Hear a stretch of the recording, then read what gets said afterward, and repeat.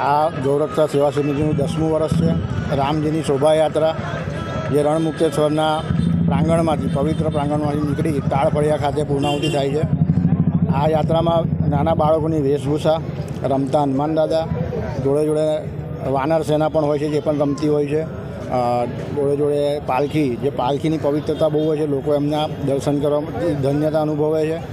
અને રામ ભગવાનની સુંદર પ્રતિમા, જે રાષ્ટ્રીય સ્વયંસેવક સંઘને આજે આ 100 વર્ષનું જે શતાબ્દી ચાલી રહી છે, શતાબ્દી મહોત્સવ આખા ભારતમાં, એની થીમ લઈને આ વર્ષે રામનવમીની યાત્રાનું આયોજન કર્યું છે। લહેરીપુરા ખાતે ભવ્ય સુંદર સાંસ્કૃતિક પ્રોગ્રામ રાખેલો છે અને આતશબાજીનું આયોજન રાખેલું છે।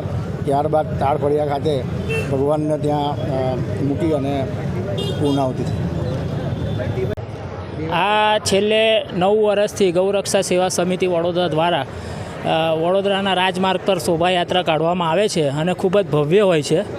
એવી જ રીતે આ વર્ષે બી સુંદર આયોજન કર્યું છે, જેમ કે RSS એટલે સ્વયંસેવક સંઘ, જેના 100 વર્ષ પૂરા થયા છે, એટલે એ શતાબ્દી દિન તરીકે એમની થીમ રાખેલી છે। રામ ભગવાનની પાછળનો જે પ્રભા છે એમાં પ્લસ પાલખી છે। પાલખીમાં સરસ રામ, લક્ષ્મણ, જાનકી અને હનુમાન દાદા વિરાજમાન હોય છે।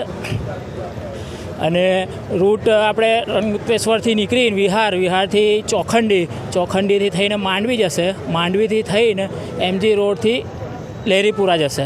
લહેરીપુરા સાંસ્કૃતિક પ્રોગ્રામ રાખેલો છે, એ નહીં તો 30 મિનિટ જેવો ચાલશે અને આતશબાજી રાખી છે। ત્યાં બી આતશબાજીનો આનંદ લોકો ઉઠાય એ રીતની અમે વ્યવસ્થા કરેલી છે તઈએ। અને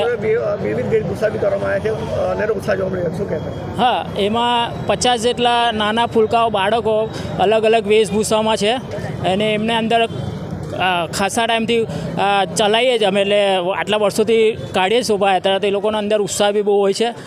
દર વર્ષે નવા બાળકો જોડાતા રહે છે। એ રીતે આપણે આપણું સનાતન ધર્મનું અમે લોકો સુધી પહોંચાડીએ છીએ અને ઘર સુધી જાગૃત કરીએ છીએ। મિનેશ ગાયકવાડ।